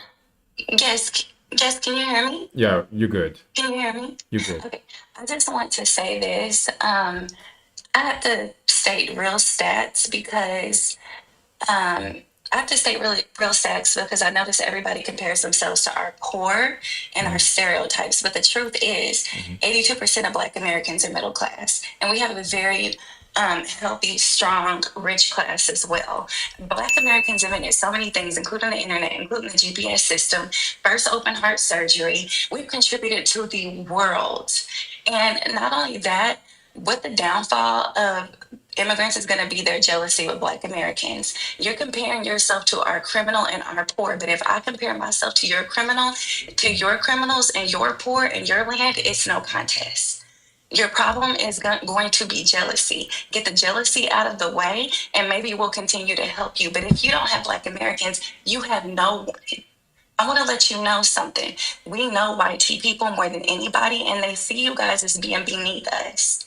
I've always rooted on other groups who are, melanated like me for all over the world, but I cannot continue to do that if they keep coming for the ones at the top. We're the ones at the top, so we're the real hope. Not only that, you guys don't know how to join in and help. You join in and tear down due to jealousy. There is a big raid going on in India right now for fake degrees that they brought over to America. They're doing a huge investigation. Most of these degrees are trash, they're scrap, and they didn't really work for them. I am one of the middle class Black people. I grew up in middle class. My mother lives in a really beautiful home. She has an Infiniti. She has a Benz. My man's an engineer. I work in insurance. We make really good money. I only know other Black people who are just like me. Most of the times when you compare yourselves to us, you compare it to our poor. You're comparing it to our criminals. Our third world country is the hood. So compare our third world country to yours. It's just no contest. There's no point in it. Come to this country, learn the truth about this country, learn the true history about this country, and you can go farther. But instead of fighting with us, because we're not going to continue to fight back. We've taken it and we've taken it and we've taken it. And it's almost like a little kid that keeps shrugging on our legs, and now we're kicking you off of us. All right. And that's all I have to say. Appreciate you. Homie, what you want to respond now, homie? Yes, but I don't know if this I mispromised. I want you to answer. But do you know that the Black Americans have the lowest median household income in America? Are you aware of that? And they have the highest spent money. I'm aware that they compare one Black American girl who makes $60,000 living alone to a house full of immigrants. If it's 12 of you in one house, of course it's going to show your income as being more. And what statistics are you looking at? They know that if someone buys washing powder, that it was bought by a Black person.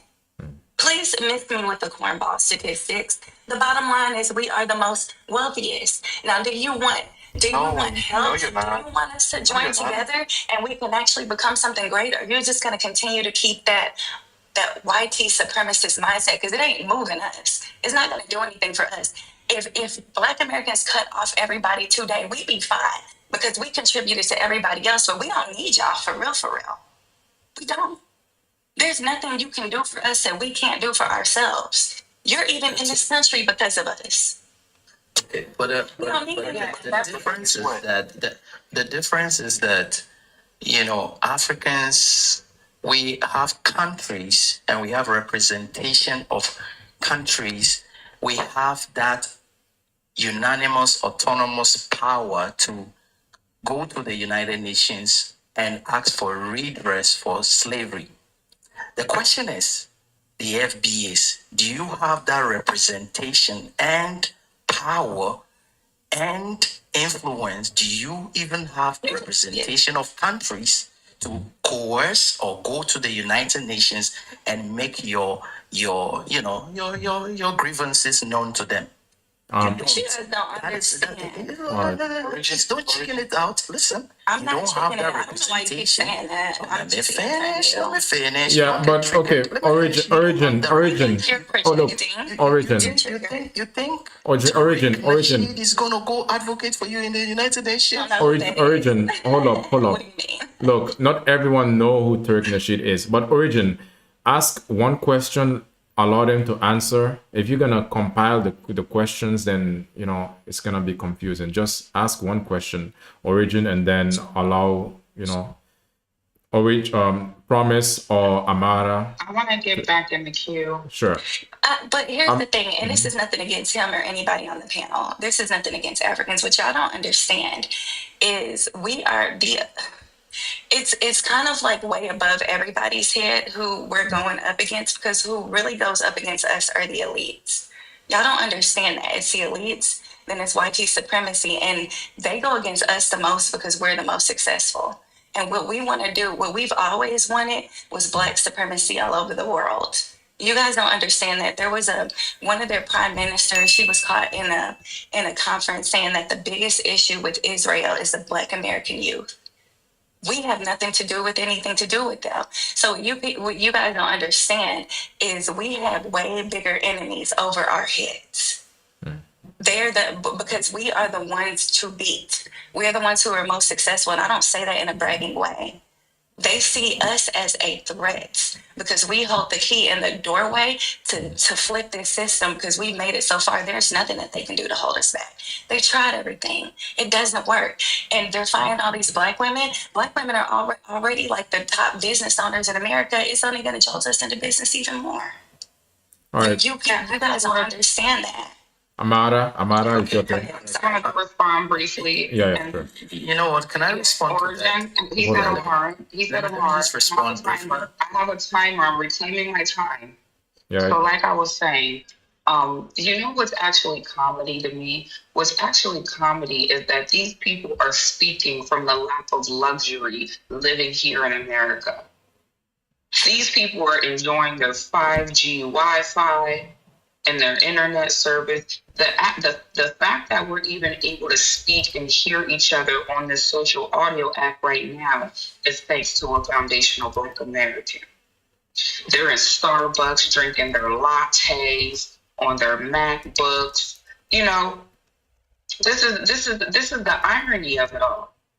We are not over there in your country involving ourselves in your politics, saying you don't deserve restorative justice. We're not over there saying that the first thing that we do when we're running for positions of political power over there is restructuring your societal and cultural norms. We're not over there interfering ourselves. Even the Black Americans who do feel a calling to go to the continent of Africa, they 100,000% assimilate. They're not over there disrupting what you normally have going on over there. And that is the issue. The issue is that the immigrants, and it's not just Africans, the immigrants who come over here, they are literally crowbarring themselves and telling the United States of America and our government and our society that we need to restructure our cultural and societal norms to accommodate them. This is diabolical. All right. Origin, your turn.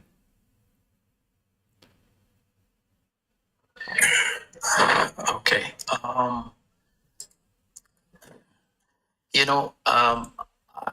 To be honest with you, I really like what the FBAs are doing. You know, I want them to speak more. Let them continue to investigate Africans, bring out the issues, because the more you bring out the issues on the African continent, the better for some of us. We don't have to, talk that much. We would definitely hold leadership accountable, because, so I am enjoying this, but let's understand that if you want respect, you have to give respect. There has to be mutual respect when it comes to at least dialogue. And that dialogue must be done fairly. Yes, we Africans not wish that, hey, everything should transform on the continent, so the continent will look like China today? Yes, obviously. Bad leadership, yes, has been part of it. Exploitation and all has been part of it. But would we also not wish that, hey, Black Americans will have everything going for them?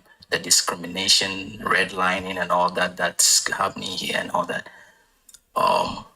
To stop, definitely but the problem is when when Africans point out the various issues in America, then the Black Americans, FBAs especially, they said, hey, no.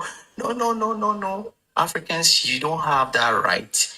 You don't have that right to talk about our issues. But the FBAs and Black Americans, they have that right and privilege to talk about African issues. Fine, no problem with that. But let's understand that the more you continue in this trajectory, the more you continue to deepen the divide. We have almost 600 million people in the Caribbean that support Africa and came together against Africans, 1.3 billion, 1.4 billion people coming together to foster slavery agenda. That, as I said again, was a representation of FBAs here. Even FBA is just like 0.0000001%. Even your own Black caucus, your Black leadership in America, they all support Africa. Even your W.E. Du Bois, one of your Black leaders, Black American leaders, do you know where he died? He came and lived in Ghana and died in Ghana. He was Kwame Nkrumah's best friend. Okay? Do you know that Martin and Malcolm X, they all came down when Nkrumah got independence for Ghana? Why isn't it that Black Americans in America got an independent state in America? Then Africans will come and grace that occasion. Why must it be an African getting independence for their countries and then Black Americans? So you should see that Africans do a lot and they are still championing the progress for Black excellence and Black, authority, liberation in the world. Today, when you see the Ghanaian president in United Nations advocating for reparations, he didn't just go there.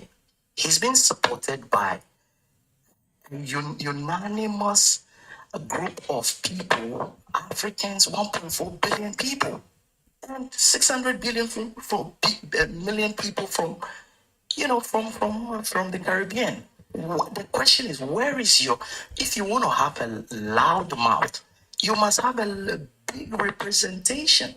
Where is the representation to advocate for Black issues here in America? I'm talking about FBAs. I'm not talking about civil rights, because all your civil rights leadership, they all support Africa. So what the hell are you talking about? All right, Origin. All right. Okay, hold up, Origin. Let me finish. Let me round it up. Bro, okay, all right, but Origin, keep an eye on the time. We need to come back to pragmatic common sense instead of the noise. The noise is not going to lead us anywhere. All right. But, okay. All right, Origin, you have to wait, man. You're talking too much. There are other people that are involved as well. So, but you're saying you need to stop the noise. I don't see what are you doing anything different though? Because you are actually pointing out the negatives from the FBA community. That's a good question, and let me answer it in this way. 1 minute though. How do you 1 minute? How do you Yeah. expect us to have a conversation when these FBAs already have given us negative slurs? They're calling us terrorists. They're calling us so many, stupid names. Instead of having sitting down as a mature people to discuss the issues, can we live above all this negativity? Okay, all right. Thank you. I agree with you. Can we live above all this negativity? Okay, Origin, before you join this conversation, it shifts. The gear just shift. You know why? Because earlier, the FBAs were talking about what they are doing. They were solely focused on them, telling their history, until an African came and actually mentioned the things that are, the dysfunction that is part of the very small minority of the FBA community. And you have to understand as well, FBA is a group. Not all FBAs are the same. There are people who are away from the dysfunctional FBAs or the dysfunctional Black American. So you say you want to focus on problems and solution. I would like to hear some problems and solution. Not now. But again, I wanna hear from you. Let's give Empress Air a chance. Empress Air, you've been here for a minute. How you doing? Empress Air. Hi, Hi. host. Thank you. So, I was just listening. I didn't hear everything. I came in like 15, 20 minutes ago. Yeah. And I've been listening. And one of the things I would like to say, like that sister said, I've been to Africa a few times, and I've never went over there. I went and I saw things that I didn't think was right, but I couldn't judge the people on the situation. I kept my mouth shut because only Africans can get Africa out of the state that they're in. But for Origin to sit up here, and I don't want to go back and forth, but for him to sit up here and try to tell us that we're making noise, yes, we are making noise, but guess what? We are in America where we're from making that noise. What we doing in America ain't got nothing to do with Africa and vice versa.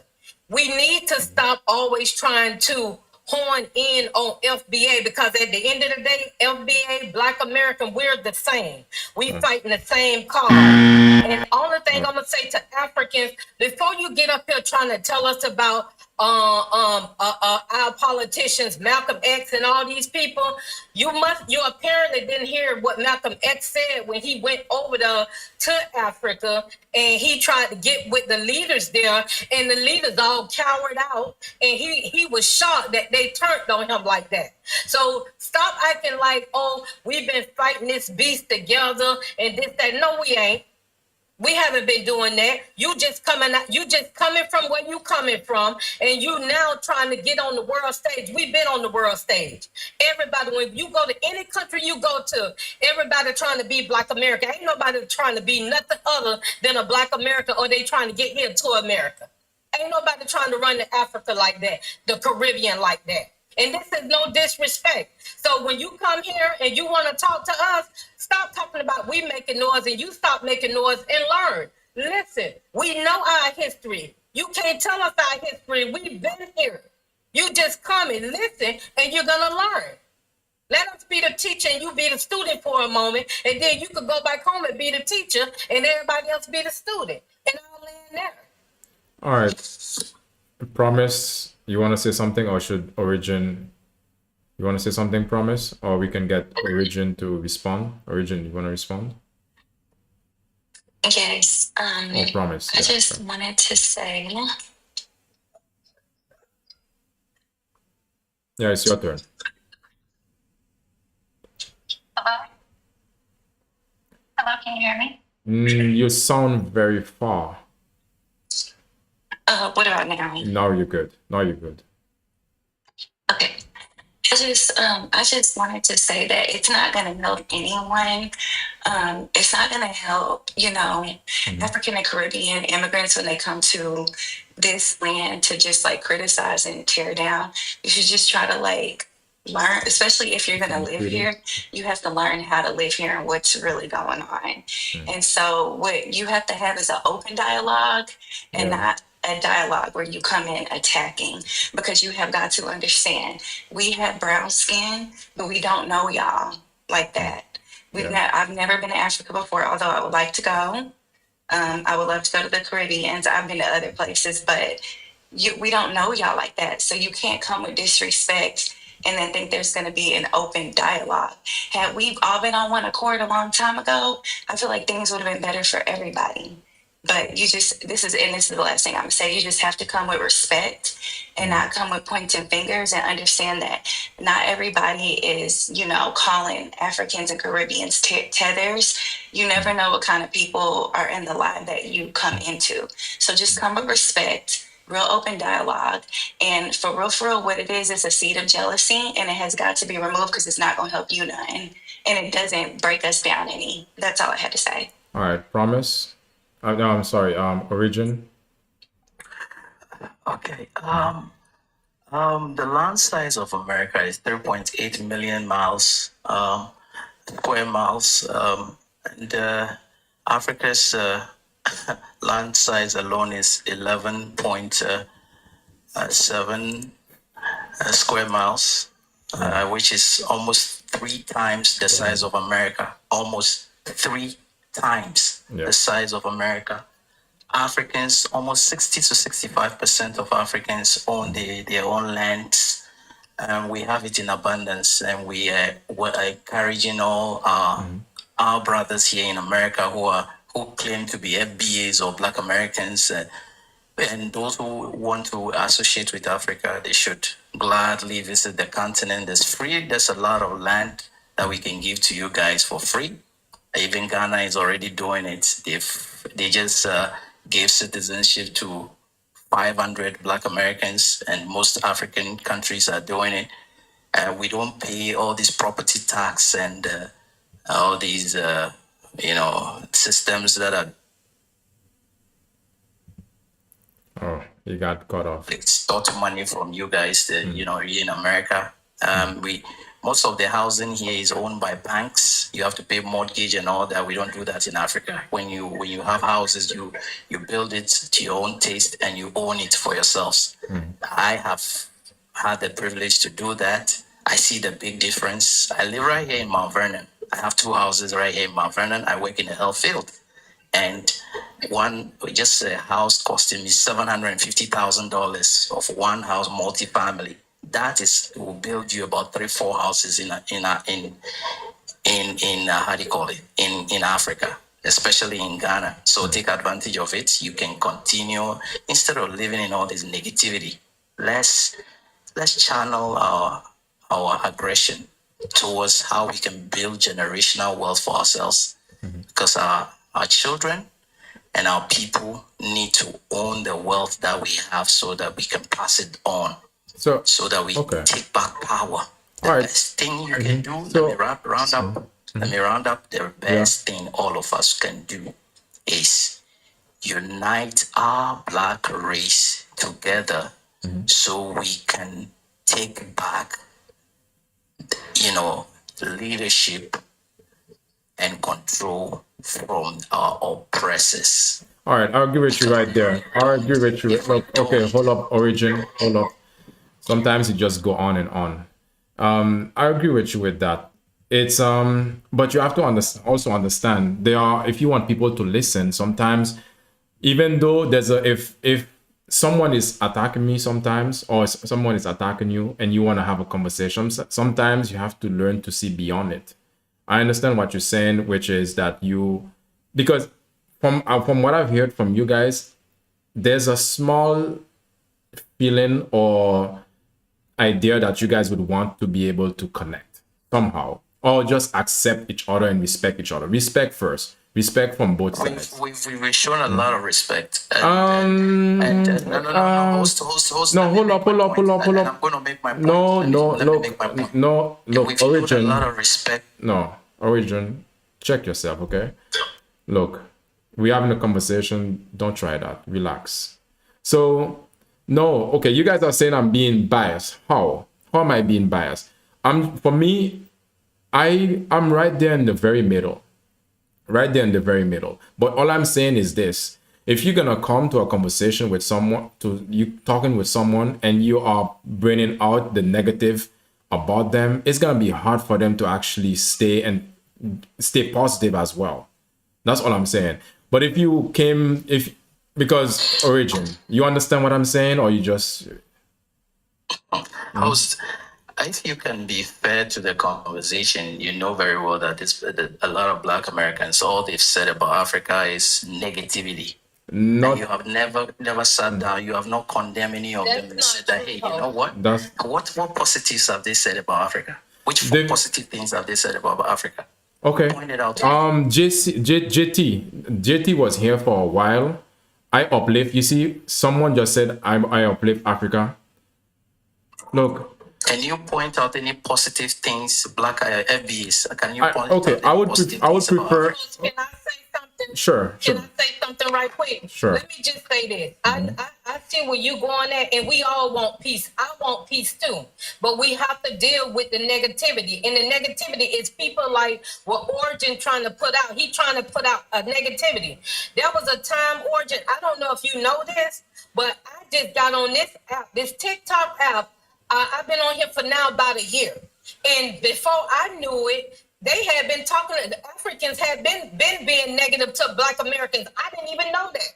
I was shocked because I'm like, when did this happen? So it's fault on both sides. Don't just try to say it's all Black Americans. No, it's not. We ought to respond. A lot of us respond. When we get disrespect, we respond. You can ask the white T-man that. Okay. All right. So you agree to the fact that negativity has been spewed out on both sides. The question that the issue is, can we be mature enough, as much as we spew out the negativity, can we also be honest enough to spew out and speak about the positivities of both sides? Can we do that? I think okay. All right, Origin. Let's say we agree. Why don't you start? So this is your idea. You want to talk about, and I agree with you. So you start. What are the positivity that you can say about FBA? I just started by saying, because I'm from Africa, charity begins at home. And I started by saying that, hey, you know what? Look at the statistics. 65 to 70% of land on the African continent. Africa is way bigger than America. It's 11.7 million, All right, wait, Origin, hold up. Let me finish. No, you're not answering the look. You're not answering the question.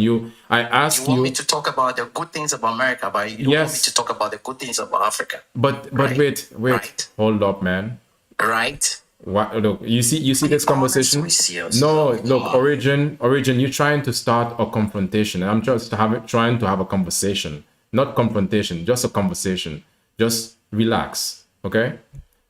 So you said let's focus on the positivity, and now I'm like, okay, sure. Why don't you talk about some positive facts about America, and we can hear some positive facts about Africa? Can we do this? Or you just want things to go your way and that's it? Well, I would, as I said, charity begins at home. If you understand that, I would start the positivity about my home first, which is Africa. Okay. And I'll continue to say it again.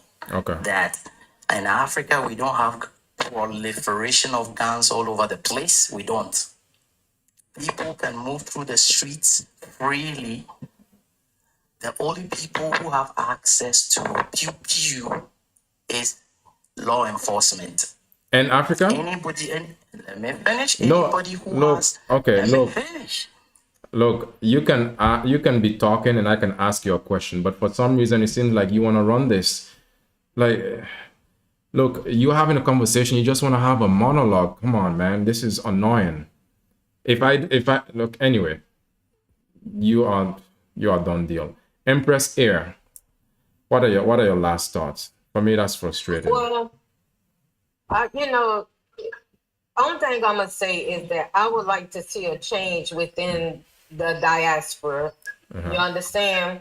But I also Origin need to understand. He said that he gonna start at home first. Yeah. So when you tell somebody that, and then you start off, oh well, we don't have guns all over. Like it's almost like you saying I'm gonna be positive about our country because we don't have this, that, and the other, but y'all have all of this. So you still point the finger. Let's get off of that and let's try to come together with the meetings of the mind of what we're gonna do as a people globally to make it better for our children, our future. Let's try that. And I don't know really where to start that at, besides being truthful and honest with ourselves. Start with self first and then work our way outward. That's the only way moving forward, because we're not going to get anywhere if we're going to continue to sit here and talk about, oh, I'm in your country and I'm doing so much better than you, and over in my country I got all this land and you can only get reparations because if the Africans speak up. Let's stop that. That's not true neither, but let's just stop all of that. Let's try to come up with solutions instead of always pointing out just only problems without the solution. And that's all I have to say. And I really appreciate your really appreciate you inviting me up here, host, and I'm gonna follow you because I really like the way you handled your whole panel. Appreciate you, Empress Air. You see, that's the difference, guys. You see, the FBAs, I didn't have to like get my blood just stirred up. I'm trying to have a conversation with this guy. I can stop the FBAs. They are very cordial. They can have a conversation. And I want to have a conversation with African, but yet you're just trying to initiate. Even when the ladies were up here, you were talking with them. The last guy who was talking earlier, the ladies were talking, you just keep interrupting them, but you think you can do the same with me. That's the lack of disrespect right here. This is not happening with the FBAs. So, yeah. And for me, I'm not choosing any side at the end of the day. That's not the thing. I'm interrupting him. Yes, see Butterfly. Yes, I'm the host. I can interrupt anyone. That's the point. Like, seriously. Like, you guys, you just, what do you think this is? All right, see, never mind. We don't care about choosing. Okay, you've been negative anyway. I think this was a good live at the end of the day. We can focus on positive things or more productive topics. Yeah, I've been saying that, JT, I've been saying to her to come up, him or her, to join from ever since the very beginning of the chat of this live, but he or she haven't chosen to join. You see, you were there, but again, who knows? But I think it was, again, this conversation is so both sides can understand the problems, the issues, and perhaps talk about the solutions and talk about, have productive, learn from each other. Because I can imagine that, when we go through our daily lives, we are not thinking about each other like that. But again, we can learn to create a somewhat of a deeper understanding than rather just functioning on a superficial level. Origin, I hope next time you can be just calm, just relax and have a conversation. All right, appreciate you guys. Check the links in my bio for private coaching. I also do coaching sessions, and I would appreciate to get some new, how should I say this? You can check the link in my bio for what I do as well. He was very See, Butterfly, you're lying at this point. I'm gonna call you out now. You telling me I'm biased? Okay. Guys, check the link in my bio. Follow my account if you haven't done that already. I appreciate it. Let's see what you guys are saying in the chat. You can still join her if you want. I'll make an exception for you, but I don't think you will join. Next time, JT. Follow if you haven't done that already. Also, check the link in my bio for private coaching, and I also have a private group that is more productive. She's scared. Yeah. She can come up, she can join. I'm not gonna we're just gonna have a conversation. But yeah, I think she's more comfortable in the chat. Scared of what? Then put your put your money where your mouth is. Why don't you joke? If I wasn't scared, I wouldn't comment. Commenting is just simple. You don't even want to put your voice out there. So yeah, anyway, it's cool. You can be in the comments. I think sometimes yeah, I hope you follow see butterfly. I hope you follow. But anyways, guys, I think this was interesting, good. Hopefully we can have the conversation further and we can focus on other aspects of this topic. The host was not moderate. Oh, what do you mean by that? I know your method. We both Nigerian, please.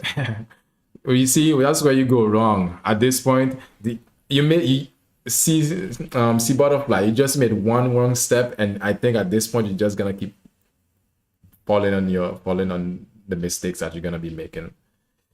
The host was not moderate. Okay, all right.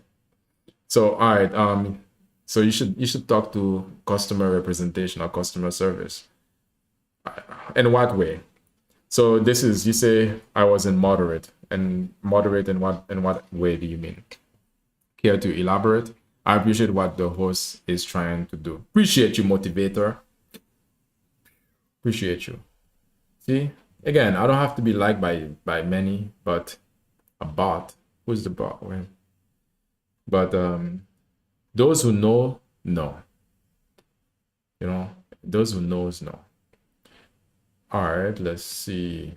I appreciate you guys. Tap in with the links in my bio.